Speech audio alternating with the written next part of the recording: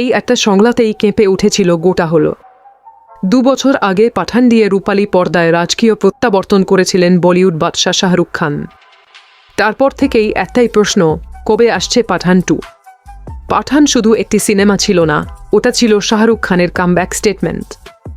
Box অফিসে ঝড়, দুর্দান্ত অ্যাকশন আর আইকনিক সংলাপে তৈরি হয়েছিল ইতিহাস। তাই সিকুয়েল নিয়ে প্রত্যাশা ছিল আকাশ ছোঁয়া। ইতিমধ্যেই জানা গেছে আদিত্য চোপড়া পাঠান 2 এর চিত্রনাট্যের ফাইনাল ড্রাফট তৈরি করে ফেলেছেন। সবকিছু ঠিকঠাক থাকলে আগামী 2026 সালে শুরুতেই ছবিটি ফ্লোরে যাওয়ার কথা। যশরাজ ফিল্মসের স্পাই ইউনিভার্স মানেই বড় স্কেল, বড় চমক। আর এখানেই শুরু সবচেয়ে উত্তেজক গুঞ্জন, পাঠান 2তে নাকি দেখা যেতে পারে দক্ষিণী সুপারস্টার জুনিয়র এনটিআরকে। এক ছবিতে মুখোমুখি শাহরুখ খান আর জুনিয়র এনটিআর, ভাবতেই রোমাঞ্চ।